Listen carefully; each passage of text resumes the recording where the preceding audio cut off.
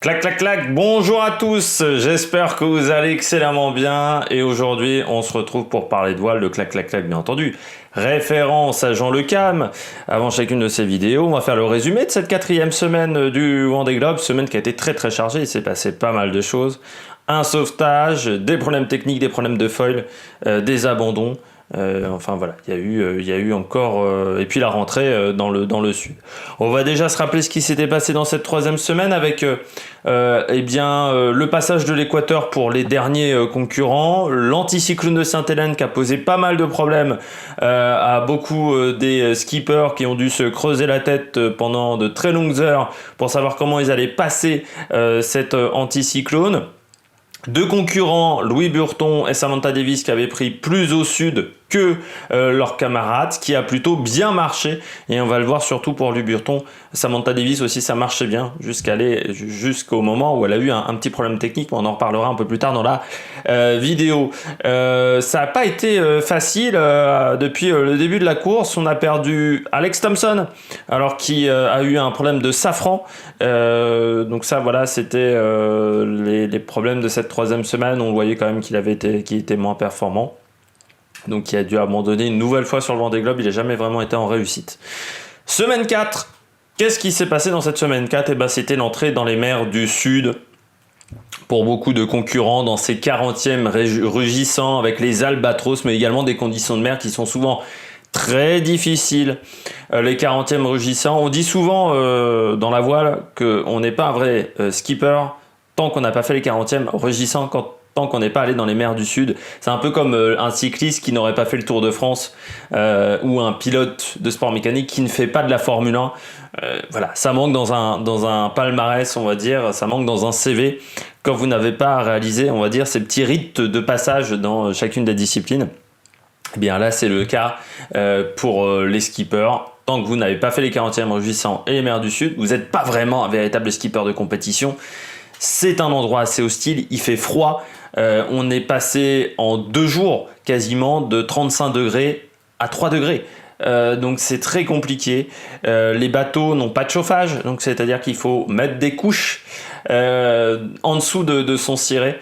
Et voilà, et ce qui fait que vous consommez beaucoup plus de calories, que chaque effort devient plus compliqué, et surtout la mer est beaucoup plus instable. C'est une mer qui est souvent pas très agréable en fait, pas très calme. C'est souvent un champ de bosse. C'est ce que disait par exemple Charlie Dalin, le leader sur Apivia. Dans sa dernière vacation, il disait voilà, on a l'impression que c'est une piste de ski qui n'a pas été damée. C'est très inconfortable, surtout avec les foilers. Donc je peux vous dire que pour dormir, c'est pas vraiment facile. Et puis voilà, on est dans des conditions de mer où on passe du tout au tout, c'est-à-dire on passe là on rentre vraiment dans la solitude, c'est-à-dire que jusqu'à ce moment-là, de temps en temps, on voit les côtes, on croise des concurrents, on croise des cargos. Voilà, là à partir de ce moment-là de la course, c'est la vraie solitude. Il n'y a pas de cargo, il y a très peu de concurrents autour de vous. Si vous êtes dans la merde, vous êtes dans la merde. À part un camarade qui peut vous retrouver, c'est très compliqué. À certains endroits, on est tellement éloigné de la mer, enfin de la terre plutôt, qu'on ne peut pas vous sauver rapidement. C'est-à-dire qu'on ne peut pas vous sauver par hélicoptère. Ça sera le cas plusieurs fois dans ces mers du Sud. C'était le cas cette semaine par exemple, dans une zone où il n'y a aucun cargo qui passe, où il n'y a aucun bateau également normalement constitué qui y va, aucun cargo, aucun bateau même de plaisance, dire qui passe dans ces zones-là, et puis où les hélicoptères ne peuvent pas vous atteindre rapidement, et donc il faut affréter des bateaux de militaires, donc c'est toujours des zones un petit peu compliquées. Et on s'en est aperçu quand on a vu le problème de Kevin Escoffier. On va en parler pas trop longtemps non plus, parce qu'il y a déjà eu beaucoup d'infos dessus. Je pense qu'on sait déjà beaucoup de choses. Donc du côté de Kevin Escoffier, voilà, qui mardi à 14h a un problème en fait. Son bateau est en plein surf dans des mers assez déchaînées. Hein. On était avec alors pas énormément de vent, c'était du vent à 30 nœuds on va dire. C'était pas non plus incroyable pour de la voile, mais avec des creux de 5 à 6 mètres, une mer très mal rangé, on pourrait le dire, et Kevin Escoffier qui va partir en surf sur une vague, ce qui arrive assez régulièrement, mais en fait il va s'arrêter, il va faire un piqué dans les vagues, et là choc terrible, surtout avec un foiler, parce que vous passez de 25 nœuds donc à peu près 40 km/h à 0 en 2 millisecondes. Alors c'est pas le choc de Romain Grosjean, mais ça fait quand même un bel arrêt buffet. C'est comme si vous tapiez un mur en fait à ce moment-là, pour vous imaginer. Vous roulez à 50, vous tapez un mur tout droit, sans freiner, qui vous arrête complètement. Et bien là c'est un peu pareil, ce qui s'est passé pour Kevin Escoffier et pour son bateau. Et à ce moment-là en fait, c'est la première fois de ma vie que j'entends ça. La première fois de ma vie que j'ai entendu un rail se trouver avec l'accident de Romain Grosjean. Et bien là, du côté de Kevin Escoffier, le bateau s'est cassé en deux. C'est-à-dire qu'il est parti à 90 degrés et puis il s'est plié en deux. Et là, je n'ai jamais vu ça. Surtout, c'est un bateau qui avait été pas mal renforcé par Kevin Escoffier. Il faut savoir que Kevin Escoffier est un ingénieur de formation. Il avait participé, par exemple, à la construction des trimarans de Michel Desjoyaux, à la construction de PRB, du précédent PRB. C'est un skipper également d'expérience parce qu'il a fait un tour du monde, il connaît les mers du Sud avec Loïc Perron et Banque Populaire quand ils avaient battu le trophée Jules Verne, c'était avant Francis Joyon qui était un... Voilà, donc c'est quelqu'un qui a de l'expérience, Kevin Escoffier, même s'il n'a pas énormément d'expérience en solitaire. C'est quelqu'un qui maîtrise son bateau, qui connaît son bateau. Ce qui est donc assez surprenant, c'est qu'il l'avait renforcé, il l'a dit, avec 200 kg de carbone. Mais j'avais vu, PRB a fait un documentaire sur la préparation de Kevin Escoffier avant ce Vendée Globe.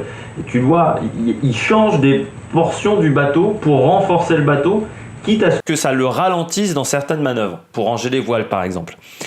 Et c'est même ce que lui dit à un moment le président de PRB qui lui fait cette remarque-là, mais tu sais que tu vas galérer avec les voiles, quoi. Par rapport à ce que faisait Vincent Rioux, qui est déjà un concepteur de bateau, Vincent Rioux, hein, parce que, je rappelle, c'est lui qui était le préparateur du bateau de Michel Desjoyaux lorsqu'il a remporté le Vendée Globe en 2000.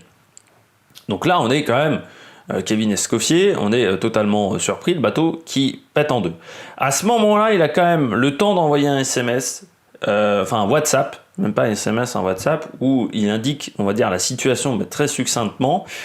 Et puis, il met sa combinaison, donc la combinaison de Guy Cotin, qui est une combinaison qui a sauvé pas mal de vies de skippers depuis 20 ans, 25 ans quasiment qu'il y a cette combinaison, qui est une combinaison de survie dans une matière assez particulière pour éviter d'avoir de la déperdition de chaleur et de mourir d'hypothermie. Il faut savoir qu'un homme dans la mer, dans ces zones-là des 41 magiciens, il tient 1h30 dans l'eau. Après, il meurt. Donc, d'hypothermie. Donc là, voilà, c'est une combinaison qui est faite pour éviter l'hypothermie, qui est une combinaison, vous voyez, il y a une cagoule. C'est comme une combinaison de plongée, en fait, pour ceux qui n'ont jamais vu. Et donc, Kevin Escoffier a le temps de prendre sa combinaison, a le temps de prendre également son radeau de survie, et c'est en fait quand il va prendre son radeau de survie qu'une vague va le pousser, ça va chanter l'électronique, et il va tomber à l'eau, en fait, avec son radeau de survie. Parce que normalement, on le dit toujours, il faut toujours rester sur son bateau. Jusqu'au maximum. Parce qu'un bateau, c'est facile à repérer. Même un demi-bateau, c'est facile à repérer. Un radeau de survie, c'est pas grand, un radeau de survie. Même si c'est avec des couleurs fluo, des couleurs rouges, qui se repèrent, ça se repère pas facilement, un radeau de survie. Donc normalement, la règle, même sur un Vendée Globe, c'est de rester sur son bateau le plus longtemps possible. Surtout que sur le bateau, il y a des systèmes GPS qui permettent de vous repérer facilement. Sur un radeau de survie, il n'y a plus de système GPS. Il n'y a plus de balise satellite. Vous êtes vraiment seul au monde. Donc à ce moment-là, il déclenche sa balise de détresse avec le terme Mayday, donc c'est-à-dire problème grave. Il y a plusieurs... sur les balises de détresse, vous pouvez envoyer plusieurs signaux. Là, c'est le signal Mayday. Ça arrive tout de suite à la direction de course, à Jacques Carès, qui va tout de suite organiser une solution de crise, une solution de secours. La solution de secours au départ, c'est de voir quels sont les concurrents à proximité. On s'aperçoit que c'est Jean Le Cam qui est le plus proche, on demande à Jean Le Cam de se dérouter. On regarde également les cargos à proximité, sauf qu'on est dans un endroit où il n'y a aucun cargo qui passe, parce qu'on était après l'anticyclone de Sainte-Hélène, donc au début des mers du Sud, et pas dans une zone où les cargos naviguent régulièrement. Donc le principal cargo le plus proche était à 20h, ce qui est trop long, grosso modo. Donc à ce moment-là, on décide de dérouter Jean Le Cam. Jean Le Cam qui va voir le radeau de survie dans un premier temps. Il essaye de faire une première manœuvre pour s'approcher, mais il y a trop de mer, c'est trop compliqué, il n'arrive pas à dériver correctement pour récupérer Kevin Escoffier. Ensuite, il essaye de rester à côté, sauf que très rapidement, il va le perdre de vue. À ce moment-là, la nuit tombe, donc on décide de dérouter 3 autres bateaux. C'est Sébastien Simon, Boris Herman, Yannick Bestaven, pour quadriller une zone. Au même moment, ils ont des données de Météo France, des données également de Sébastien Josse pour savoir comment on peut dériver le plus précisément possible ce radeau de survie. Et puis ensuite, à 2h du matin, en fait, vous avez Jean Le Cam qui quadrille la zone et qui est sur son pont, qui va repérer une lumière, qui est la lumière en fait du radeau de survie, et qui va donc récupérer à 2h20 du matin Kevin Escoffier dans une manœuvre très compliquée, parce que déjà de jour c'est compliqué de récupérer un homme à l'eau, on va dire, qui est dans un radeau de survie, mais alors de nuit, je peux vous dire, c'est une sacrée performance qu'a réalisé Jean Le Cam. Bien entendu, il y aura des questions à se poser pour la jauge IMOCA, comme lors des accidents de 96-97 sur le Vendée Globe, qui avait été un Vendée Globe très compliqué avec beaucoup de bateaux qui n'avaient pas réussi à se relever. C'est à partir de ce moment-là qu'on avait changé les quilles et qu'on avait mis des tests de sécurité. Là, il faudra réfléchir sur le pourquoi du comment ce bateau a pu plier en deux. Donc ça veut dire qu'il y a dû avoir un défaut structurel sur ce bateau qui a fait plier le bateau en deux. Est-ce que le bateau était fragile? Je rappelle que PRB était un bateau à qui on a rajouté des foils, qui est un bateau qui n'a jamais été en réussite sur le Vendée Globe non plus, mais qui n'a jamais fini un Vendée Globe, ce PRB. Donc se poser énormément de questions là-dessus, comme un accident. Le véritable problème, c'est qu'on n'aura pas de traces du bateau. On n'aura que les propos de Kevin Escoffier, vu que l'électronique a chanté et que le bateau a coulé. Maintenant, le bateau est 20 milieux sous les mers, comme dirait le titre d'un célèbre livre, et donc on ne peut pas récupérer les données sur ce bateau-là, qui a été totalement détruit. Donc il va falloir se baser sur ce qu'a fait Kevin Escoffier et sur les trajectoires du bateau pour voir comment, si ils doivent racheter un bateau, PRB, parce qu'aujourd'hui PRB n'a plus de bateau, s'ils doivent lancer la construction d'un nouveau bateau, comment ils vont faire et comment ils peuvent améliorer la sécurité des bateaux et surtout améliorer la sécurité des IMOCA. C'est toujours une question, comme on avait pu améliorer la sécurité en 96-97, comme on avait pu améliorer également la sécurité des Orma en 2002, quand il y a eu la route du Rhum et qu'il y avait eu vraiment des chavirages dans tous les sens. On continue, donc on peut saluer déjà le gros travail de Jacques Carès en directeur de course qui a coordonné tout ce service de sécurité, bien entendu le grand travail de Jean Le Cam, aussi de Kevin Escoffier parce qu'il faut réussir à monter sur un IMOCA en pleine nuit sans tout casser, et puis après Sébastien Simon, Boris Herman et Yannick Bestaven qui n'ont absolument pas hésité à se détourner, mais je rappelle que dans les mers du Sud, ce sont les concurrents, vos principaux alliés, quand vous êtes dans la mouise. Donc il ne faut jamais l'oublier. On continue également sur ce Vendée Globe avec quelques soucis techniques. Deux concurrents qui ont eu des gros soucis. Sébastien Simon, donc après, sur Arkea Paprec, un jour après, ou un jour et demi après cette intervention, c'était donc dans la nuit de mardi à mercredi, c'était plutôt jeudi, voilà, qui a cassé son foil en tapant un OFNI, certainement un cétacé. Et donc problème de foil. Donc le foil est endommagé, donc forcément il est moins performant, mais c'est aussi un problème au niveau, on va dire presque structurel au niveau du foil, vu que le puits de foil en bas est désolidarisé du bateau. C'est-à-dire qu'il y a de l'eau qui s'infiltre par cette zone. Alors le puits de foil, c'est l'endroit dans la coque où on a fait un trou pour en mettre le foil. C'est les sortes de trous qui permet dans la coque de remonter son foil et de descendre son foil. Vous voyez, c'est ce trou en fait qui est le puits de foil. Et le puits de foil donc est endommagé.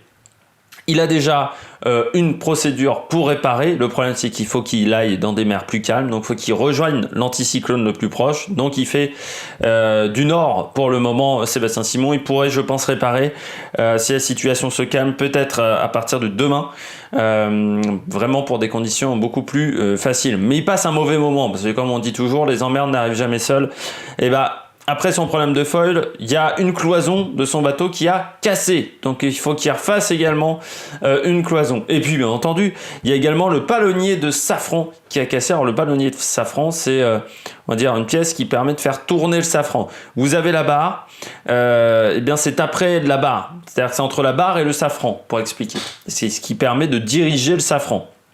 Si vous n'avez pas cette pièce, c'est plus compliqué pour faire tourner le safran, grosso modo, même s'il n'est pas endommagé. Donc c'est pas l'idéal. Pour expliquer, le safran c'est la roue, la barre c'est le volant, et là c'est la colonne de direction. Voilà. qui a cassé, si on devait reprendre l'explication à partir d'une voiture. Donc on peut autant vous dire que Sébastien Simon en ce moment, c'est pas la joie de vivre.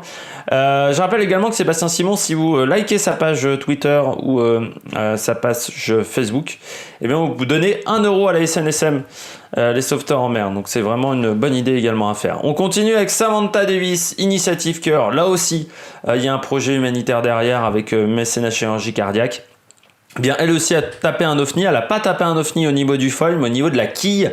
Ce qui n'a pas endommagé cette quille, mais ce qui a endommagé les cloisons à l'intérieur, surtout les cloisons qui sont dans le bateau, qui sont à côté de la quille. Donc ça veut dire qu'il y a un peu d'eau qui s'infiltre et que là aussi il va falloir faire du composite et ça va prendre du temps. Et elle aussi, elle fait route vers le nord pour avoir des mers un peu plus calmes, pour être dans un anticyclone. Mais autre problème en plus, c'est que le choc a été tellement violent qu'elle s'est fait mal aux côtes, Samantha Davis, et que là, elle souffre quand même pas mal et que ce sont des bateaux à foil, c'est pas l'idéal quand on souffre des côtes parce que ce sont des bateaux qui sont assez inconfortables. Donc Samantha Davis est également dans une situation assez compliquée sur l'initiative Cœur, parce que cœur, ça n'existe pas vraiment. On passe, on fait un point sur le classement. Vous avez en tête, hop là, je remonte au pointage de 8 heures. Vous avez Charlie Dalin devant le Bureau Vallée 2, Louis Burton. C'est le skipper de la semaine, Louis Burton, qui n'est plus qu'à 149 000 nautiques de Charlie Dalin. Charlie Dalin qui a été assez prudent sur sa navigation ces dernières heures. Il a été plutôt calme. Mais Bureau Vallée 2 qui avait pris, donc comme je vous l'avais indiqué en début de vidéo, la semaine dernière plus au sud que ses concurrents, et donc qui a une route un peu plus idéale en termes de distance. Par contre, avec une mer beaucoup plus formée, c'était rock'n'roll, comme on peut dire. Mais voilà, ça s'est bien déroulé. En même temps, Bureau Vallée 2, je rappelle, c'est l'ancien Banque Populaire d'Armel Lecléage. Donc, il a peut-être osé prendre cette route-là parce que lui, il est sûr de la fiabilité de son bateau qui a déjà fait un tour du monde. Ce qui n'est pas le cas de tout le monde. Ensuite, on continue troisième avec Linky Dayou-Hout, Thomas Ruyant avec 208 000 nautiques de retard. Thomas Ruyant qui n'a pas l'air d'être en grande difficulté malgré le fait d'avoir perdu un foil. Pour le moment, ça se passe plutôt pas trop mal, mais on se souvient que dans les mers du Sud, avoir qu'un foil, c'est pas forcément un problème. Souvenez-vous, il y a 4 ans, Alex Thompson. On retrouve ensuite Yannick Bestaven qui est sur Maître Coq, là également un bateau qui a de l'expérience déjà. Maître Coq. Et puis ensuite, groupe Apicil avec Damien Seguin. Alors là, un bateau qui a déjà de multiples tours du monde, qui avait participé également au film où François Cluzet en solitaire. Voilà le film avec François Cluzet. C'était ce bateau-là qui avait servi. Et donc Damien Seguin, je rappelle, premier paralympique à participer au Vendée Globe et qui fait vraiment une très très belle course avec un bateau d'ancienne génération, c'est-à-dire un bateau sans foil, je rappelle. Donc là aussi, double sacrée performance de la part de Damien Seguin, pardon. C'est le premier des concurrents sans foil, mais je rappelle que Jean Le Cam aura des déductions de temps par rapport au sauvetage qu'il a eu. Donc le classement que là je vous donne, c'est avant les déductions de temps. Et qu'à l'arrivée, si Jean Le Cam arrive, bien entendu, si cet écart était de 5000, bah forcément, il serait devant Jean Le Cam. Mais Damien Seguin fait vraiment une très très belle course, sans prendre énormément de risques. Il a eu un petit problème, voilà, il a eu une petite entaille au niveau du bras, mais sinon, tout se passe plutôt bien pour Damien Seguin, qui n'a pas l'air d'avoir de gros problèmes techniques. On continue ensuite le classement. Donc Jean Le Cam, Benjamin Dutreux, Boris Herman, Isabelle Joschke qui est dans le top 10 et qui fait vraiment, ça fait depuis 2 semaines qu'elle fait vraiment une très belle course. Giancarlo Pedoté également, parce que pour un concurrent qui n'a pas forcément une expérience incroyable, Giancarlo Pedoté qui a quand même un bateau plutôt performant, avec voilà, mais c'est pas forcément un concurrent qui a de l'expérience, et ben elle s'en sort plutôt très bien. On retrouve ensuite Maxime Sorel, Romain Athanasio et Clarisse Kremer 13e. Clarisse Kremer qui qui fait quand même sa course. Alors c'est pas facile pour Clarisse Kremer, on sent qu'elle manque d'expérience, et je rappelle, c'est une fille il y a encore 5 ou 6 ans, elle ne faisait pas de voile, et Clarisse Kremer, donc il faut s'en souvenir, et tu sens que des moments mentalement elle a du mal à gérer totalement ce qui lui arrive, voilà, au niveau émotionnel c'est un peu compliqué pour elle, mais elle continue à faire sa course, et puis là elle navigue plutôt pas trop mal, elle fait plutôt des belles trajectoires. Donc elle continue comme ça sur Banque Populaire 10, qui, je rappelle, est l'ancien massif de François Gabard, qui avait gagné en 2012, qui est un bateau à dérive droite. On retrouve ensuite Arkea Paprec, donc qui est monté au nord, comme initiative cœur. Hugo Boss est toujours dans le classement, mais je rappelle qu'il a abandonné. Et puis on retrouve ensuite en 17e position La Fabrique avec Alan Roura, qui est un petit peu pour moi la déception de ce début de Vendée Globe, de ce premier mois de Vendée Globe. Alors il y a eu quelques problèmes techniques, un problème par exemple de vitre plexiglas au niveau de sa casquette, ce qui en termes de confort, en termes de performance n'est pas très problématique, mais au niveau du confort dans le bateau, je peux vous dire que c'est très très emmerdant parce que vous avez de l'eau qui s'infiltre absolument partout et les IMOCA ce sont des bateaux qui mouillent énormément, donc faut l'avoir faut le prendre en compte que quand vous n'avez plus la casquette hermétique, et bien forcément vous êtes tout trempé et c'est pas forcément agréable toute la journée d'être trempé. Du côté de La Fabrique, déception parce que c'est un bateau qui est rapide, on l'a vu, c'est quand même un bateau qui a un record du monde, le record de la traversée de l'Atlantique Nord en monocoque, et pourtant ça n'avance pas très vite depuis le début de la course. Alan Roura en plus est un concurrent qui a déjà fini à Vendée Globe il y a 4 ans, donc on a du mal à comprendre pourquoi ce bateau n'arrive pas à aller vite pour le moment. Là, c'est encore une situation qui va pas être simple parce que pour le moment, il est dans une bulle légèrement anticyclonique avec peu de vent. Il devrait s'en sortir dans quelques heures normalement. Mais j'ai peur qu'il ait raté le bon train de la dépression qu'ont ses petits camarades devant, qui essayent de récupérer... Maxime Sorel qui essaye de cravacher un petit peu pour récupérer cet anticyclone. Et puis ensuite 19e parce que 18e Stéphane Dierzon, 19e Armel Tripon qui fait pour le moment une très belle course, le concurrent de l'Occitane en Provence. Il a fait une très très belle semaine où il a été très rapide, donc c'est plutôt très intéressant ce qu'il nous fait. On a enfin vu le potentiel de ce bateau et je peux vous dire qu'au portant il m'a l'air d'être le plus rapide de la flotte, même devant Charal. Et puis en parlant de Charal, il est toujours dernier. Il a du mal à se rapprocher de Sébastien Destrumeau. Il n'a pas des conditions de mer idéales. Je peux vous dire que il n'a pas de chance pour le moment, Jérémy Bayou. Et puis Fabrice Amédéo, lui est maintenant 24e. Voilà, il dépasse les concurrents. Son prochain objectif, c'est de dépasser désormais Pip Air, mais il est dans un deuxième peloton. Il est à 500 000 nautiques de Pip Air. Il est dans des mers très calmes. Eux, ils sont encore au niveau de l'anticyclone, pour tout vous dire, de Sainte-Hélène, pour vous expliquer. Donc, on n'en est pas encore passé. Ils sont encore assez loin du Cap de Bonne-Espérance. Pour le moment, le Cap de Bonne-Espérance, vous avez 16 bateaux qui sont passés au Cap de Bonne-Espérance. Enfin, Alex Thompson est juste avant. Mais voilà, on va dire qu'il y a 16 concurrents qui sont dans cette zone-là. On passe à la météo dans les semaines à venir très rapidement. Dans les mers du Sud, c'est un peu plus facile à comprendre, c'est un enchaînement de dépression. Donc vous sautez de dépression en dépression un petit peu comme des petits sauts de puce. Donc l'objectif est de ne pas se faire manger par la dépression parce que dans ce genre de cas vous vous retrouvez dans des mers assez démontées et avec beaucoup de vent, et là vous avez un petit peu peur pour vos fesses. Mais sinon, c'est assez simple à comprendre. Donc là, l'objectif, c'est d'avoir une dépression qui vous catapulte jusqu'au Kerguelen, mais il faudra aller vite. Et donc, tous les concurrents n'arriveront pas à s'en sortir. Il faudra aussi faire attention avec la ligne des glaces, la zone interdite, la zone d'exclusion. Jouer avec, mais ne pas rentrer dedans, parce que si vous rentrez dedans, eh bien, vous devez en ressortir par le point avec lequel vous êtes rentré. C'est-à-dire vous devez repartir en arrière, et un bateau à voile n'aime pas repartir en arrière, surtout face au vent et face aux vagues. Donc voilà, et puis à partir du Time for Oceans, ça va vraiment for Oceans, pardon, mon accent anglais, et donc également de Alan Roura, ça va être pas facile parce qu'ils ont raté cette première dépression, et là ils vont se retrouver dans une zone assez longtemps avec peu de vent, et l'écart, je pense, va grandir avec le top 10. On continue avec le point Jules Verne, petit point Jules Verne. Alors pour tout vous dire, Gitana a décidé de faire demi-tour. De toute façon, depuis le départ, Charles Caudrelier et Franck Camas ne croyaient pas vraiment en cette fenêtre météo. Ils avaient suivi en fait Sodebo, mais ils ne croyaient pas vraiment en cette fenêtre météo. Du côté du point Jules Verne, Sodebo est pour le moment devant. Sodebo qui a fait une très bonne nuit, qui devrait être dans 2-3 jours du côté du Cap de Bonne-Espérance. Pour tout vous dire, hier soir, il y avait simplement 80 000 nautiques. Ce matin, ils ont 150 000 nautiques d'avance sur le record. On rappelle de Francis Joyon, qui est de 40 jours, 23 heures. Ils sont partis depuis 9 jours et ils ont déjà battu le record au niveau de l'équateur. Donc ils sont très performants, pas de problème à noter sur ce bateau qui a même le temps de faire des lives sur YouTube. Vous pouvez en voir un qui dure 25 minutes, c'est assez intéressant.